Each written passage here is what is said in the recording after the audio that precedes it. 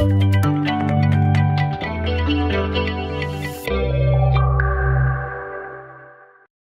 we are back with Jim Weeks of Reaching Beyond the Fence and the Cato family, Mrs. Jean and Joe Cato. Thank you guys for being here and taking time. From what I understand, you guys, the last time you saw each other was exactly, or the first time you saw each other was exactly a year ago. It'll be on June 9th. That's amazing. The timing is perfect. Yeah. Now, you guys are spectacular people, for what you've done. Like, you really impacted Jim's life and changed his life. I would love to know why you chose to be a pen pal. Well, I'll tell you the truth. I was between jobs and I was bored. That's deep. That's the truth. That's deep. And I needed something to occupy my time, so I heard about, and I liked writing letters, so I heard about Chuck Colson's Prison Fellowship Pen Pal Ministry, so I said, let's do it. Wow, that's simple. Yeah. You were bored. Right. This interview was over. You were good. That was it. You were. So I mean, the reason why is because I can see God doing something, taking something like that, and you had no idea that it was going to become this life-changing thing for somebody.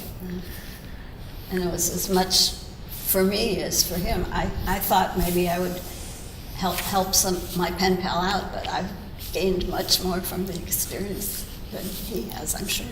Wow. Wow. Now, what was your first thoughts, Joe, when she said she wanted to be a pen pal? Well, I was totally supportive.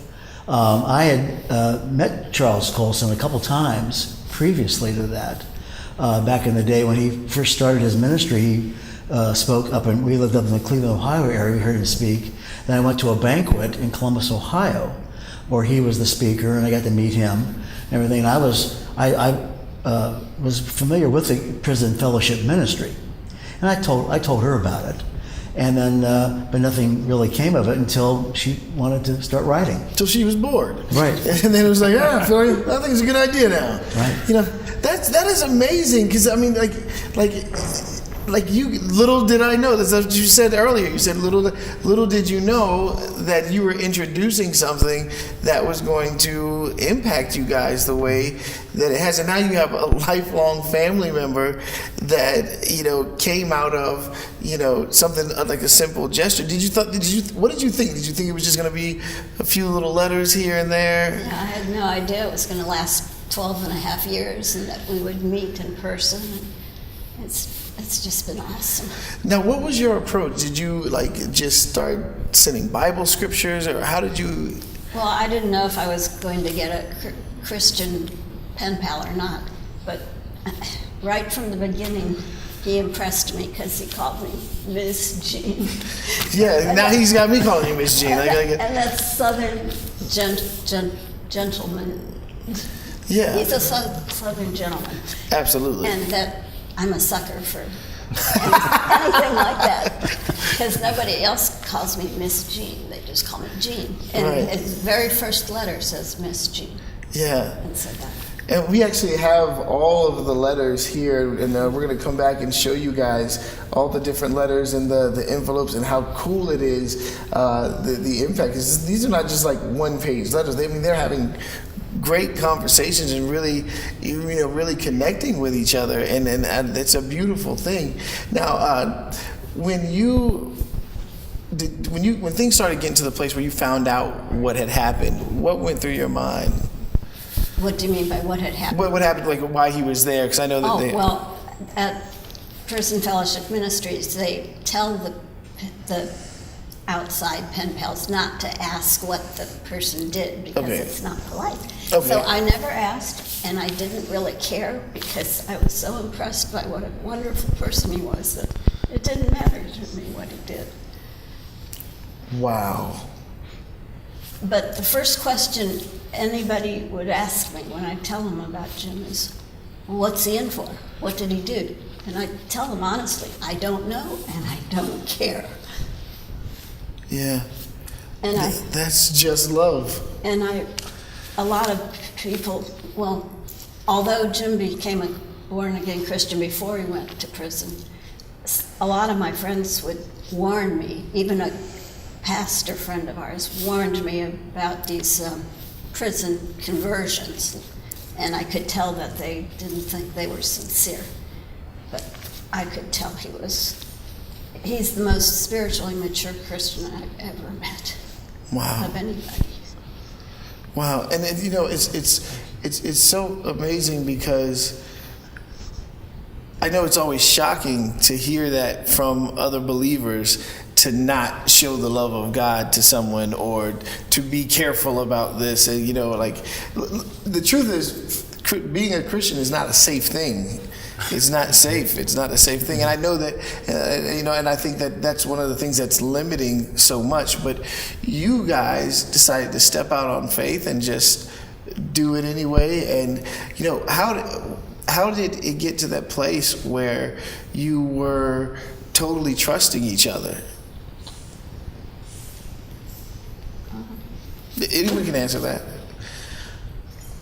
Well, I mean, for me, just the simple fact that she was willing to take time out of her day and write me a letter spoke volume to me on the inside, because it was something that my so-called friends and a lot of my family wouldn't take the time to do.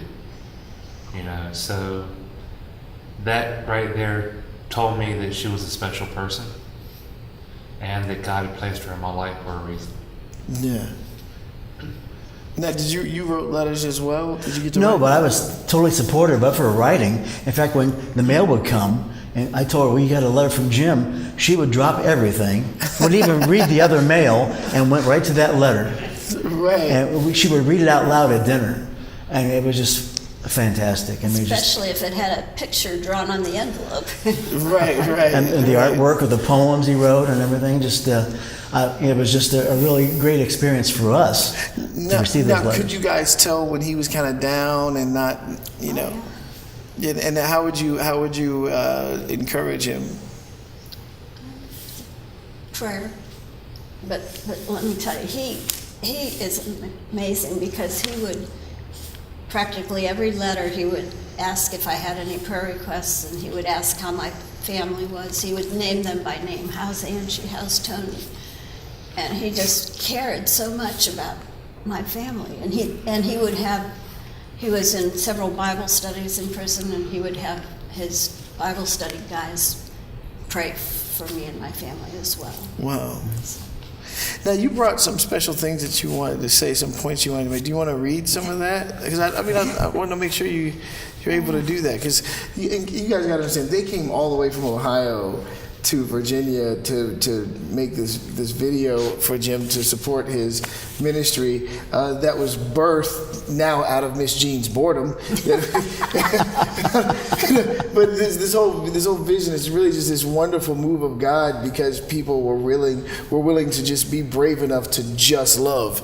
And I totally love that right now, that's what we're talking about, is that you didn't ask what he did or anything. You just let's just love. And that is a very powerful thing, because it's interesting how much he needed love. He was also willing to pour that love back. You know what I mean? I think that right there is also a very amazing thing. But let's read some of your, what did you have you wanted to say? Well, as has been mentioned before, we wrote for 12 and a half years, from July 2003 until January 2016 when he was released. We each wrote 113 letters, and he wrote very regularly, like every 2 weeks sometimes. And even when Chuck Colson's Prison Fellowship Ministry program stopped, we continued to write to each other. And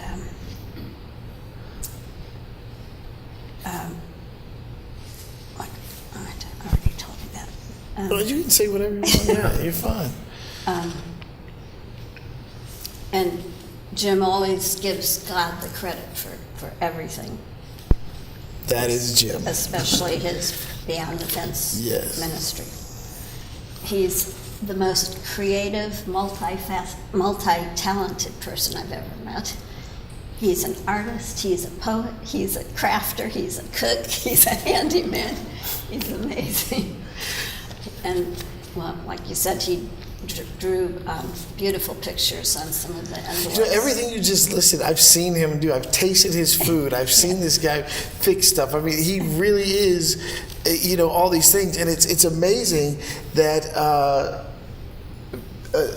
he's so much more than the time that he did in prison. He's so much more than, you know, the crime that happened. And it's so easy to get caught up in that. And then God's calling him, you know, all these other things. And I love the fact that you made a list of all the things that he is, you know, beyond the fence. Like all the things that he is beyond, you know, the situation that happened in a moment of time. And I just want to say this. I don't think it's right for anybody to be judged off their worst moment. Does that make sense? Because we really are so much more. I was getting ready to say, you know, every inmate throughout the nation, throughout the world, are more than their crime.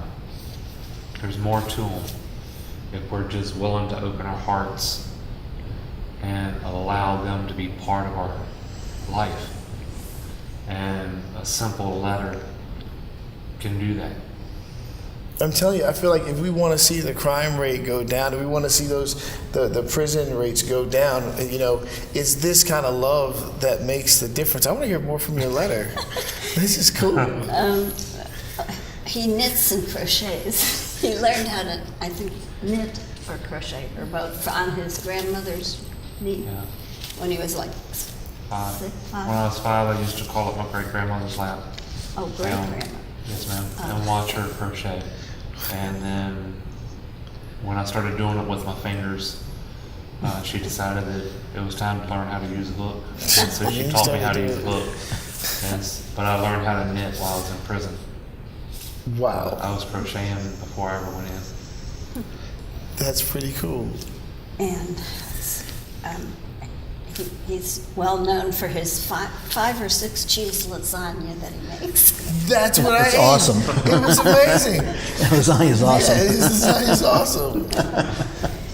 And he's going to make meatloaf for dinner tomorrow night at church. Did you guys ever expect to meet? Did you ever think that was going to happen? Like, did you know he's part of our family now? Oh, absolutely. Well, I knew I wanted to meet him, definitely. Yeah. After he got out. That is, I mean, this is such a God thing because, you know, I know especially during the, so did you ever feel like during the hard times that you couldn't talk to them, or did you feel absolutely comfortable telling them when you were having a difficult time? I felt more comfortable writing to them and sharing with Miss Jean some of my struggles than I was others around me. You know, and I think the reason for that is the simple fact that she had accepted me for who I was and who I could be in Christ, as opposed to who I used to be. Because she accepted me before she even knew what I used to be. Mm-hmm. And even after she found out, she continued to accept me. To tell you the truth, I couldn't believe that he was in prison because he was such a fantastic person. Wow. Now, for people who might be a little afraid to do the pen pal ministry, what would you say to them? You know, if they're a little afraid to do Do it in any way. It's such a blessing. Yeah. They might not be as blessed as I was, but I'm sure Be they'll get a extremely good blessed. deal.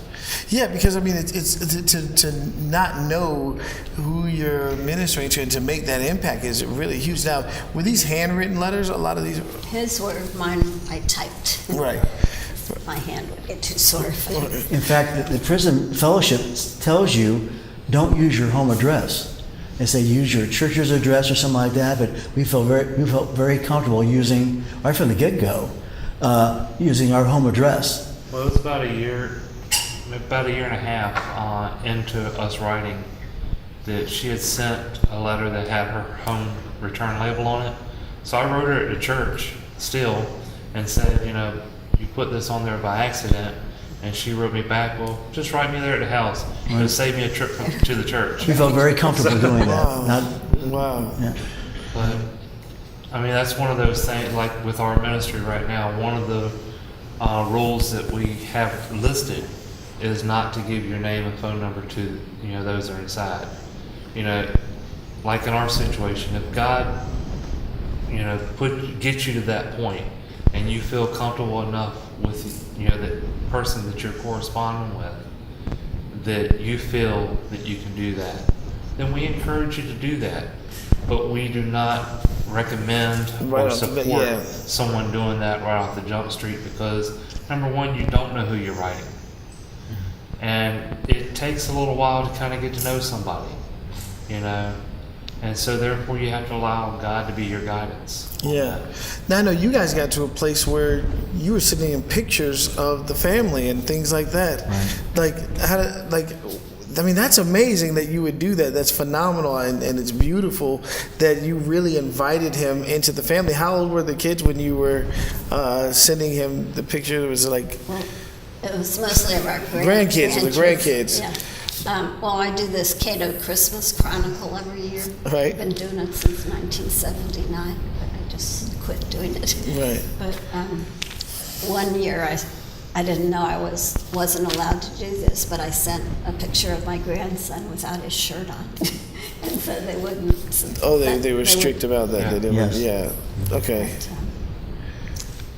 He would make homemade greeting cards for every occasion. Birthdays. For the family. Send them to us. For Yeah. birthdays, Christmas, Easter, Mother's Day, you name it. He made. Well, they're over there on the table. Yeah, I can't wait to show you guys this. It's gonna be cool. Now, when you guys, were there periods where you weren't able to hear from each other for a long time, or you guys? This is a consistent 12 years. The only situation I can recall is when, because you were changing facilities so often, sometimes, you know, it would not be like every 2 weeks. You have to wait until you got into a new place and then established a mailing address and everything like that. Yeah. See, I was at Wallens Ridge for 2 years, and then I went to Buckingham for 4, and then went to Brunswick for 2, and then from there I went to Green Rock for 4 months, and then to St. Bride's for 4 years, and then Greensville for 2 years, you know. And so when you're in that transit from one institution to another, they wake you up at the crack of dawn to ship you off to the next institution.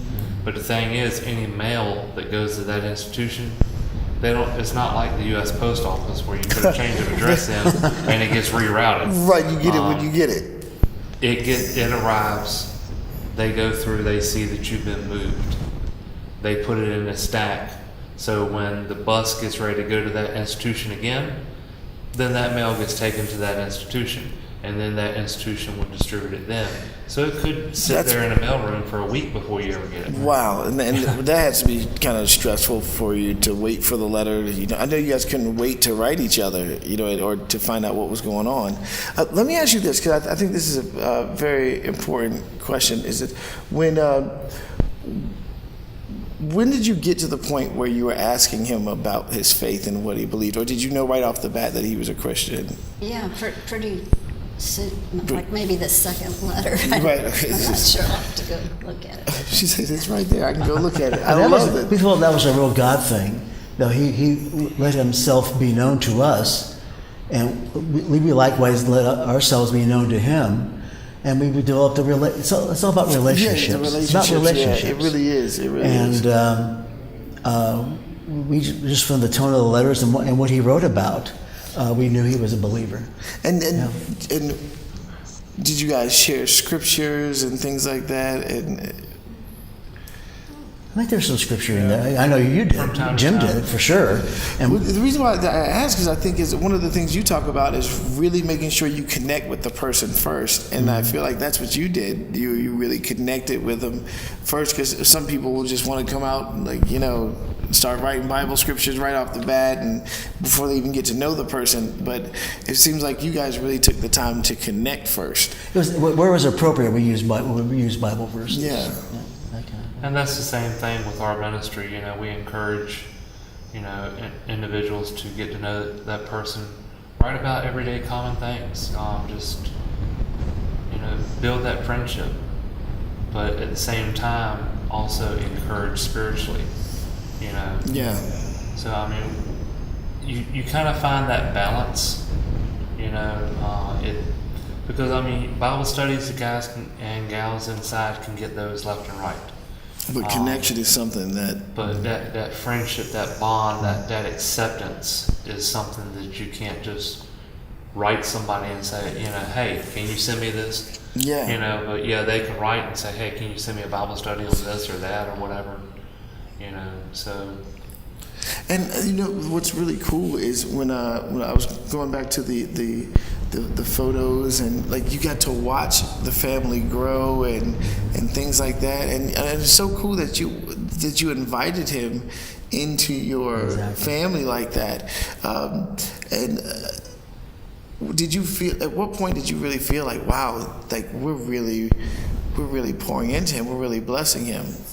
Oh, I never felt that. I felt he was blessing me. Yes. Wow, that is so. And see, I was feeling she was blessing me, so. Yeah, That's the way the Lord works. that is the way the That's the Lord way He works. works. That is absolutely the way the Lord works. So when it came time for him to get out, and you have knowledge of what had happened when he got out. By the time he got out. Well, I had an idea, but I wasn't for sure. Actually, we didn't find out exactly until we met him about a year ago. Okay. Wow. Well, I think our daughter found out. On the Well, but internet. I didn't want to know. I didn't want that to color our relationship in any Right. way.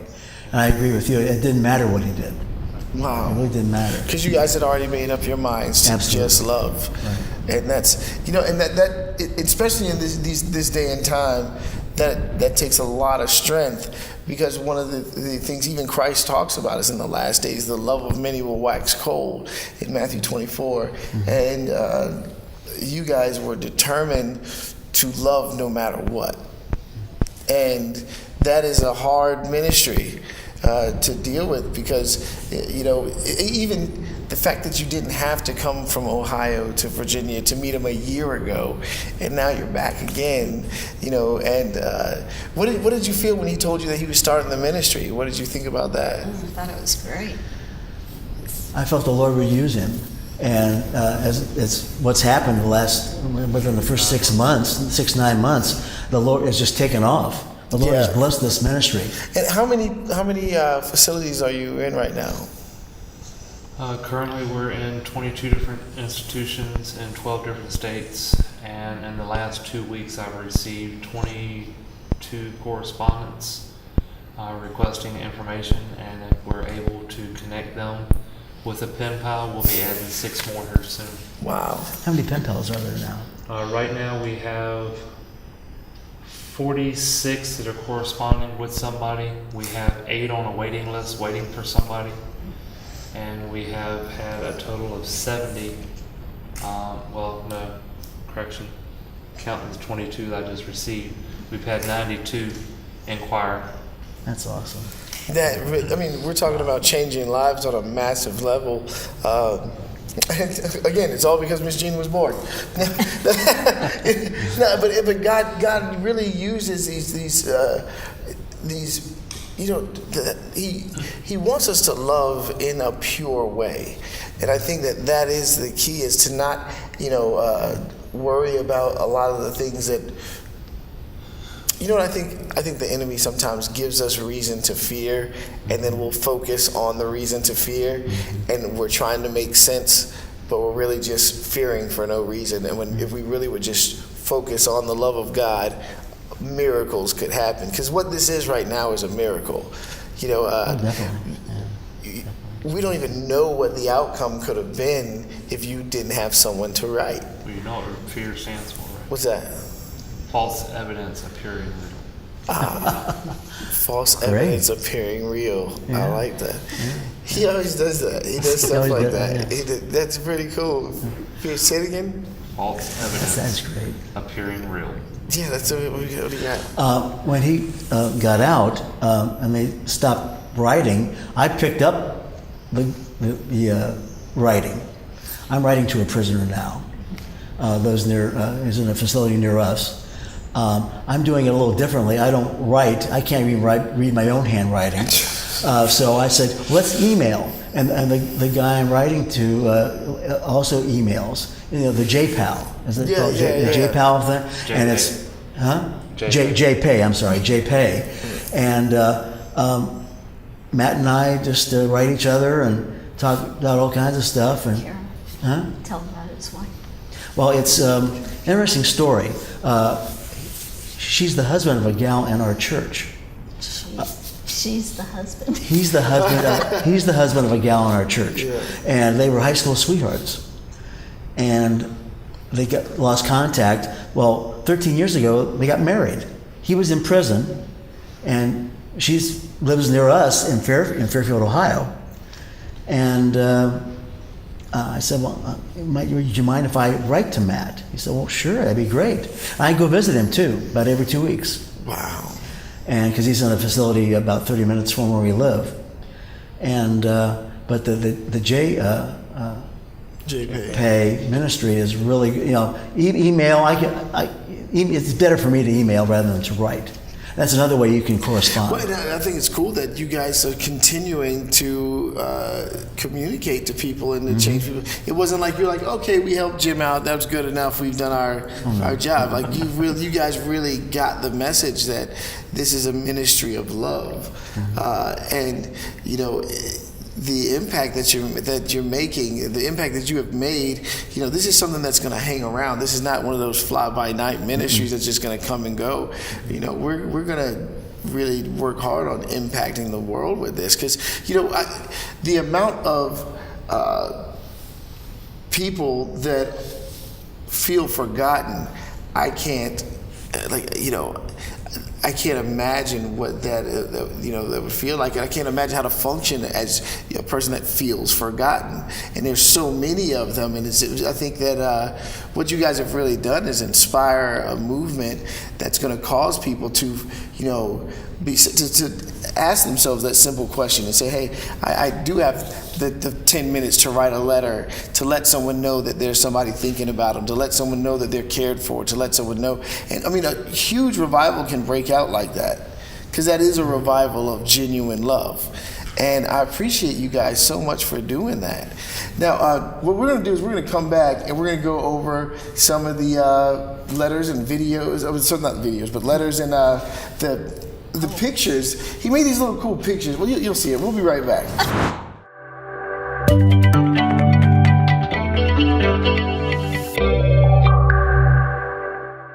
We are actually here with the letters and poems and pictures that Jim well, actually, these are his letters to you, or these are your letters to him? They're both. So this is the actual letters of everything you see here is over 125 letters and poems. 113 letters from me, 113 letters from Miss Jean, 125 poems. Which I typed. Yeah, she typed those up and, Wow. and sent them back. And these are some of the cards and pictures that are up here. Look at these. These are amazing. And you actually drew this. Did you learn how to draw while you were there, or where did it come from? I just doodle. I mean, is what I call it. It's a God-given talent. That's not doodling. That's not doodling. Here, he was telling us that he made pictures out of M&Ms and Skittles and Q-tips, which is phenomenal. That's another one that's made out of Q-tips and M&Ms. The brown ones. The brown one's my favorite. So this is very interesting. That your mom, before they left, your mom had made a statement. She said, "It's amazing the things that God can show you when He sits you down, and the things that He can show you about yourself, the creativity." I thought these were like store-bought cards, and then I forgot that he was in prison, and he actually made these while he was there. He made these cards, and look at the detail in this. And you did not know before that you could draw. Never drew, a whole lot of anything until I got in. Wow. Because you just have the time to sit around and People? Right, and be bored. Be Be bored. bored. That's right, and be bored. That's amazing. you see other guys doing it, and you kind of pick up little tidbits here and there, you know, and techniques, I guess you could say, and that's when you begin to work on things and say, yeah, okay, you know, I think I'll try that, you know. Now, what is this one here? This is a handkerchief that I made and sent to Miss Jean for Christmas. I wouldn't blow my nose on it. What's a work of art? Yeah, and you said you had it on the refrigerator? Yes, Yeah. for years. Yeah, it's just a Christmas poem that's wrote onto it. Wow. Wow. You know, and when you think about people, you know, being in prison and things like this, a lot of times people will think, you know, on the dark side, oh, these are bad people. But these are people who need the love of God too. And look at the things that God can do with somebody who is receiving the love that they need.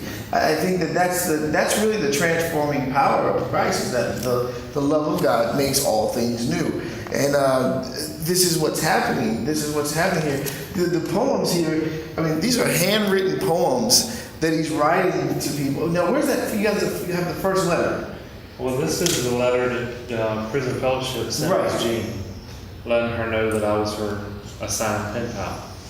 And I didn't know that they still had this until they told me tonight, or today rather, when they arrived. But this is the first letter that Miss Jean actually wrote me. Did I see that? This is in 2003. This is in 2003. Greetings from Ohio. That's wonderful. Wow, and you even put it down as Jean. You made it a point that one of the things that he calls you is Miss Jean.